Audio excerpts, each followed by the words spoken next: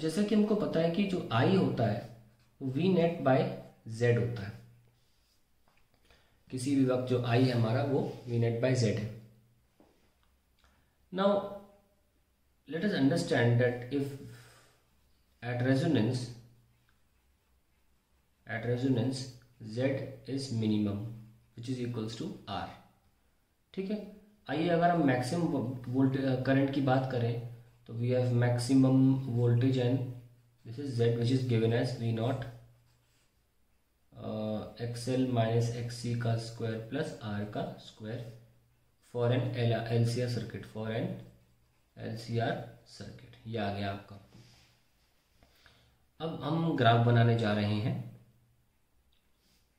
और नोटिस करिएगा इसमें कि हम ग्राफ जो बनाएंगे वो आई नॉट वर्सेस फ्रीक्वेंसी का बनाने जा रहे हैं ग्राफ।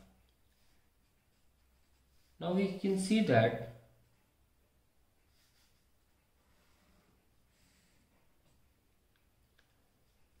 कि जब हम XL माइनस XC का होल स्क्वायर आर स्क्वायर है हमारे पास, सो स्टार्टिंग में हम अगर प्लॉट करेंगे आई नॉट को फ्रीक्वेंसी के साथ तो हमें कुछ इस तरीके का कर्व मिलेगा।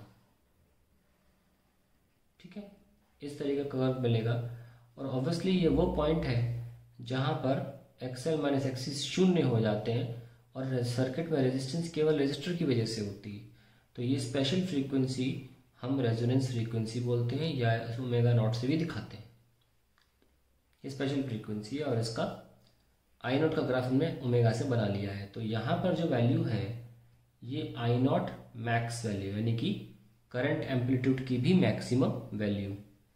तो ऐसा इसलिए हुआ क्योंकि at this point current becomes maximum और at any other point the current will obviously be lesser than that at the resonance, because ये स्क्वायर है तो ये हमेशा ही पॉजिटिव टर्म रहेगा और करंट को हमेशा घटाता ही रहेगा, चाहे आप इस फ्रीक्वेंसी के लेफ्ट में जाएं चाहे इस फ्रीक्वेंसी की राइट में जाएं। तो हमारा करंट वर्सेस ओमेगा ग्राफ तो बन गया है। लेकिन एक बात ध्यान रखें कि रेजोनेंस पर करंट की वैल्यू होती क्या है, आई नॉट मैक्स होती है और उसको लिखेंगे कैसे, ई नॉट या वी नॉट लिख लीजिए आप उसको अपॉन, ये तो ज़ीरो हो गया, आर स्क्वायर रूट पे आर स्क्वायर है तो आर बचेगा। ये हमारी आई नॉट मैक्स की वैल्यू है। ये हम ऐसे भी लिख सकते हैं आई नॉट, है ना, at resonance V naught by R. तो ये बहुत इंपॉर्टेंट है हमारे लिए ग्राफ। मैं ग्राफ को एक्सप्लेन कर देता हूँ कैसे हुआ ये। आइए इसको नेक्स्ट पेज पे एक्सप्लेन करते हैं।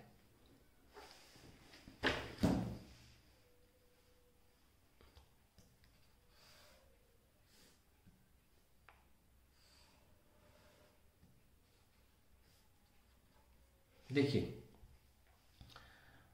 For omega less than omega naught, इधर की तरफ अगर बात करें, हम इधर की फ्रीक्वेंसीज के लिए बात करें, ये तो खैर आई नॉट मैक्स चल रहा है। यहाँ पे क्या हो रहा है, लेट अस सी। देखिए एक्सएल जो होता है ना वो होता है ओमेगा एल और एक्सी जो है वो 1 बाय ओमेगा सी है। तो ऑब्वियसली जब तुम कम फ्रीक्वेंसी पर होगे तो ऑटोमेटिकली एक्सी क्या होगा, ज़्यादा होगा, क्योंकि एक्सी का ओमेगा से इनवर्स रिलेशन है। अगर ओमेगा कम तो एक्सी ज़्यादा, और क्योंकि ओमेगा कम तो एक्सएल भी कम रहेगा इन दैट केस जब आप ओमेगा नॉट से पीछे चल रहे हैं। ओके, तो होता क्या है, हमारा जो इम्पीडेंस है वो है एक्सएल माइनस एक्सी का स्क्वायर प्लस आर का square. Let me to make you understand I am going to take some values. मैं कुछ वैल्यूज़ लूँगा जिससे क्लियर हो जाएंगी आपको चीज़ें। ये एक्सी की वैल्यूज़ होंगी और ये एक्सएल की वैल्यूज़ होंगी।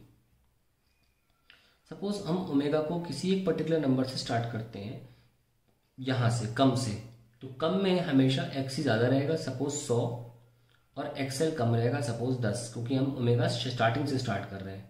जब ओमेगा की वैल्यू बहुत कम होगी तो एक्सी ज़्यादा होगा, वही मैं दिखाया अभी।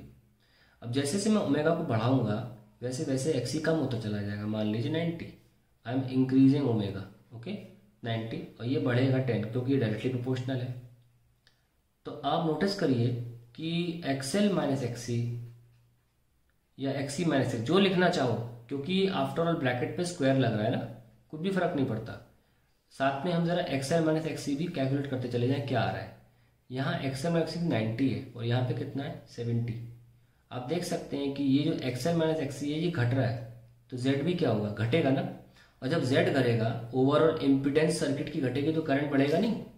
तो जब छोटी वैल्यू से बड़ी वैल्यू पर जा रहे होते हो तो करंट बढ़ता है। अब आगे वेरिएशन समझ में आपको, फिर भी हम आगे बढ़ रहे हैं। देखिए फिर मान लीजिए आपने ओमेगा बढ़ाया तो आप 80 पे आ गए या 30 पे आ गए और वेरिएशन जो डिफरेंस है 50 हो गया। फिर आपने यहाँ 70 किया, यहाँ 40, ये 30 हो गया, फिर 60 और यहाँ 50, ये 10 हो गया। फिर मान ली और बिना छुए सेम वैल्यूज को आगे तो जा नहीं सकता, 55, ये 0 हो गया। जैसे ही 0 हुआ एक्सएल माइनस एक्सी, इम्पिडेंस जो है वो मिनिमम हो गया, मिनिमम इक्वल्स टू आर, और यहाँ पर जाकर आपको करंट मैक्सिमम मिला। अब देखना आगे बढ़ाने जा रहा हूँ मैं, अब आगे बढ़ाता हूँ। अब ये 55 हो गया, अभी 50 और ये 60। अब ये एक्सएल माइनस एक्सी अब फिर से इंक्रीज होना शुरू हो रहा है, और जब फिर से इंक्रीज होना शुरू होगा, even though I am increasing the frequency, even though यहाँ के बाद फ्रीक्वेंसी इंक्रीज कर रहा हूँ, लेकिन अब इस पॉइंट के बाद XL minus XC again is going to increase. और जब एक्सएल माइनस एक्सी इंक्रीज होगा तो जेड फिर से आर से ज़्यादा हो जाएगा, क्योंकि ये स्क्वायर टर्म है तो ये हमेशा पॉजिटिव रहेगी। और जब जेड में एक पॉजिटिव टर्म ब्रैकेट इसके रूट के अंदर बढ़ेगी तो ऑब्वियसली जेड की वैल्यू भी ज़्यादा आएगी, तो इसीलिए ग्राफ अब नीचे गिर जाता है। इस तमाम वैल्यू को जो हमने आपको समझाया है इस चार्ट के थ्रू, इससे आपको डेफिनेटली वेरी श्योर कि आपको ये पूरी चीज़ क्लियर हो गई होगी, क्योंकि बोर्ड एग्जाम में कई बार पूछा जाता है explain the variation of the curve, लेकिन अभी एग्जाम्पल देके एक्सप्लेन नहीं कर सकते। तो let's start with it. For omega less than omega naught, when omega बोल रहा हूँ प्लीज समझ जाइएगा, frequency, for frequency less than resonating frequency, when frequency is increased, XC decreases and XL increases, due to which XL minus XC, आप mod लगा सकते हो कि हमें इससे कोई फर्क नहीं पड़ता, प्लस है नेगेटिव है, आफ्टर ऑल स्क्वायर हो रहा है। Due to which XL minus XC क्या होगा, डिक्रीजेस, एंड इसके डिक्रीज होने से क्या होगा, and results in decrease of Z, that is impedance, which further results in increase of current, है ना, increase of current when XL equals to XC, Z equals to R, then I naught becomes I naught maximum. Okay, now when further omega increases, यानी कि frequency increases, XL minus XC increases, Z increases, I decreases। और वही हमको यहाँ दिखता भी है कब, आफ्टर ब्रैकेट में flow omega greater than omega naught. इस पॉइंट के बाद हमें करंट गिरता हुआ ही दिखेगा। ठीक है, तो ये हमने ग्राफ को एक्सप्लेन कर दिया आपको, ग्राफ ऐसा कैसे बन रहा है।